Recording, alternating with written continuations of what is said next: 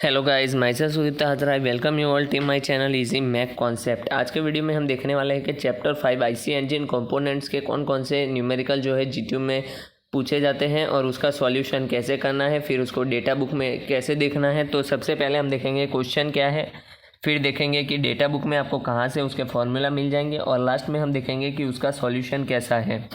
So guys, I would request you कि अभी live शुरू हुआ है तो अपने फ्रेंड्स को जो है इन्फॉर्म कर दीजिए, ताकि वो लोग भी एक क्वेश्चन सिर्फ कुछ ही समय में जो है ये चैप्टर पूरा कर सके और इजीली अच्छा स्कोर कर सके जो जीटीयू एग्ज़ाम है कल उसमें। ओके, तो चलिए इसको शुरू करते हैं। लेकिन अगर आप मेरे चैनल पे पहली बार विजिट कर रहे हैं तो प्लीज़ सब्सक्राइब कर दीजिए और नोटिफिकेशन बेल आइकन प्रेस कर दीजिए, ताकि आपको रेगुलर नोटिफिकेशन और ऐसे ही ट्यूटोरियल्स जल्द से जल्द मिल सके। तो पहले इसमें मैं बता देता हूँ आपको ओवरऑल आइडिया कि कैसा रहेगा। सबसे पहले 3 चीज़ें हैं इसमें डिज़ाइन करने के लिए: design of connecting rod, design of piston और डिज़ाइन ऑफ सिलेंडर। और 2 भी है, डिज़ाइन ऑफ क्रैंकशाफ्ट और design of valve gear mechanism. So valve gear mechanism का जो है एक थियोरेटिकल क्वेश्चन पूछते हैं तो वो आप कर लीजिएगा। बाकी उसके न्यूमेरिकल आज तक कभी जीटीयू एग्ज़ाम में पूछा नहीं है। क्रैंकशाफ्ट और design of valve gear mechanism का कभी आज तक एग्जाम्पल पूछा नहीं गया। सो वो आपको ज़्यादा ध्यान देने की उसमें ज़रूरत नहीं है। एक बार आप देख लीजिएगा कोई भी रेफरेंस बुक में से तो आपको समझ आ जाएगा। तो यहाँ पे जो जीटीयू में पूछते हैं उसके बारे में हम डिस्कस करने वाले हैं। So first is design of piston. Design of piston, फिर देखेंगे हम डिज़ाइन ऑफ कॉर्न रॉड, फिर देखेंगे डिज़ाइन ऑफ सिलेंडर। तो आप पूरा वीडियो को एंड तक देखिएगा, क्योंकि बीच में अगर आप छोड़ देंगे तो फिर आपको समझ नहीं आएगा और आप आधा अधूरा सीख के कुछ फ़ायदा है नहीं।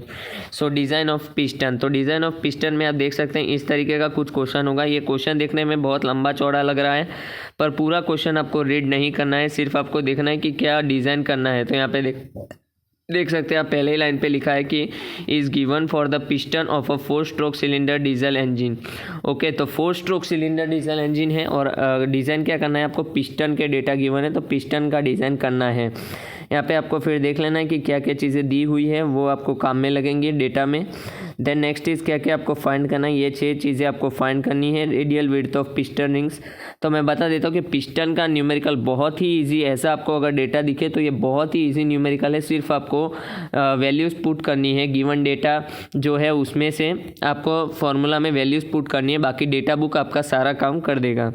ये देखिए आप डेटा बुक में आप देख सकते हैं, ये मैंने लिया हुआ screenshot machine design data book जो वीवी भंडारी है उसकी, तो आप देख लीजिएगा।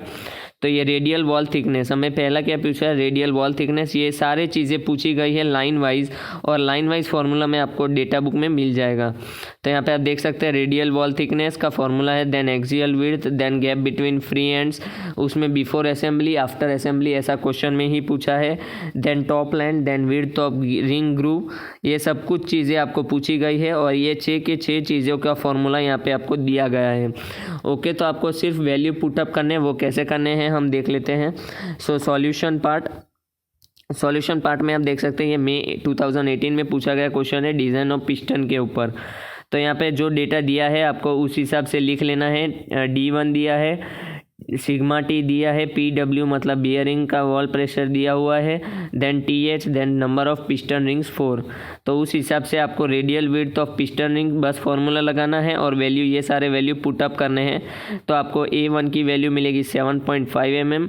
देन एक्सियल विड्थ का फॉर्मूला होता है 0.7 A1 टू A1, तो 0.7 A1 की वैल्यू आप रख दीजिए। तो 5.25 टू 7.25, इसमें बीच का आप कुछ भी नंबर ले सकते हैं, होल नंबर जो है मोस्टली वही लेंगे हम। लेकिन अगर ऐसा ना हो कि कोई हमें पूरा नंबर मिल रहा हो तो बीच की वैल्यू हम रखेंगे। तो यहाँ पे पूरा नंबर बीच में क्या है, कौन सा है, तो 6 है, तो हम 6 रख देंगे। Then gap between free ends, तो बिफोर असेंबली का क्या होता है 3.5 A1 टू 4 A1, तो आंसर आएगा 26.25 टू 30। तो हम यहाँ पे 28 mm आंसर आएगा, क्योंकि 26.25 और 30 के बीच में है, इसलिए 28 mm। ये करेक्शन कर लीजिएगा आप लोग लिखते वक्त। सो बिफोर असेंबली में 28 mm और इधर आ रहा है 1 mm, क्योंकि 0.02 D1 टू 0.04 D1 है। उस हिसाब से आपको आंसर मिल जाएगा। देन टॉप लैंड का क्या फॉर्मूला है, TH टू 1.2 TH, तो उसमें आ जाएगा आपका 47 mm। Then width of ring groove है 0.75 H1 टू H1, तो उसमें आ जाएगा आपका 5। Then thickness of piston barrel, thickness of piston barrel क्या आता है, 0.03 D1 प्लस A1 प्लस 4.9। तो इस तरीके से कैलकुलेट करेंगे आप सारे कैलकुलेटर की मदद से, तो 20 mm आ जाएगा। Then from open end 0.25 T3 to 0.35 T3 मतलब ये ऊपर जो वैल्यू है उसको T3 बोलेंगे, तो 6 mm आंसर आएगा। ओके, सो बस डिज़ाइन ऑफ पिस्टन इतने में हो गया। तो इतना करने के लिए आपको 7 मार्क्स मिल जाएगा, सिर्फ वैल्यू पुटअप ही करना है। तो आप क्या करिएगा कि ये सम एक बार प्रैक्टिस कर लीजिएगा, तो ये हार्डली आपको 4 to 5 मिनट्स लगेंगे और आपके पूरे 7 मार्क्स आपको मिल जाएंगे।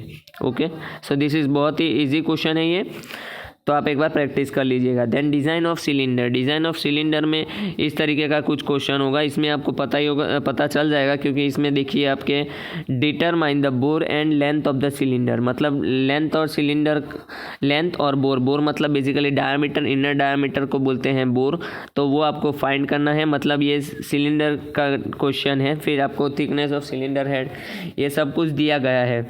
तो ये डेटा बुक का मैंने स्क्रीनशॉट रखा है, यहाँ से आपको फॉर्मूला डायरेक्टली मिल जाएगा।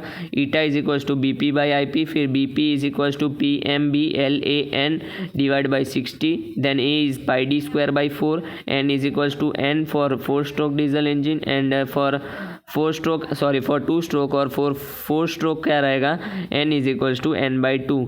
Okay, then IP is equals to PMLAN/60। Okay, और eta is equals to BP/IP हमने देखा, तो ये एक दूसरा फॉर्मूला है, PM is equals to PAB divide by eta. Okay, so इसका सॉल्यूशन कैसा रहेगा आप देख सकते हैं, ये फॉर्मूला हमने अभी देखा, PMLAN divide by 60 into eta, तो उससे आपको क्या मिल जाएगा, यहाँ पे डायमीटर की वैल्यू अननोन है, तो आपको डायमीटर मिल जाएगा।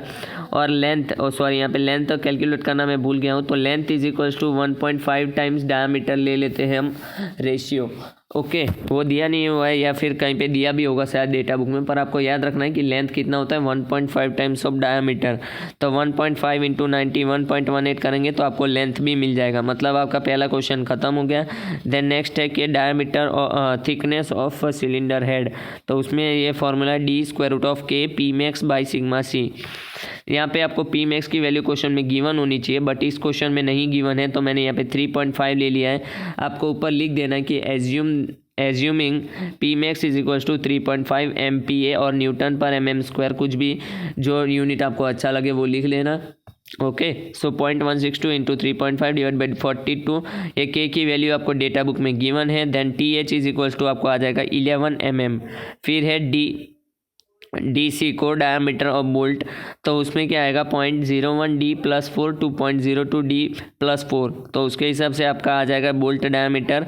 बोल्ट डायमीटर मतलब साइज ऑफ बोल्ट पूछा होगा, या तो फिर diameter of core of bolt, ऐसा कुछ भी आपको क्वेश्चन बना के दे सकते हैं, तो उस हिसाब से आपका ये फॉर्मूला लगाएंगे आप, तो आंसर आ जाएगा आपका 5 mm। ओके, सो इतना करने के लिए आपको 7 मार्क्स था। तो न्यूमेरिकल छोड़िएगा मत, क्योंकि न्यूमेरिकल बहुत ही इजी है और डेटा बुक के मदद से आप इजीली उसे सॉल्व कर सकते हैं। Then next is design of connecting rod. Okay, तो डिज़ाइन ऑफ कनेक्टिंग रॉड कैसे हम डिज़ाइन करते हैं, तो डिज़ाइन कनेक्टिंग रॉड का एक सबसे इम्पोर्टेंट है ये क्वेश्चन है कि आई क्रॉस सेक्शन, क्योंकि आपको क्रॉस सेक्शन उसका आई क्रॉस सेक्शन मिलता है। ये क्वेश्चन जो है एक बार 9 मार्क्स में पूछा गया था। ओके, सो ये बहुत ही इंपॉर्टेंट है और इजीली आप फाइंड कर सकते हैं। नॉमिनल डायमीटर ऑफ बोल्ट और विपिंग स्ट्रेस, ये 2 चीज़ें आपको फाइंड करनी है, तो ये 2 चीज़ें आप इजीली फाइंड कर सकते हैं। ये सारा कुछ फॉर्मूला है, आप एक बार जो है वीडियो को पॉज करके इसका स्क्रीनशॉट ले लीजिए, या तो फिर डेटा बुक होगा ही आपके पास, तो उसमें आप देख सकते हैं कि ये सारे फॉर्मूला दिया हुआ है।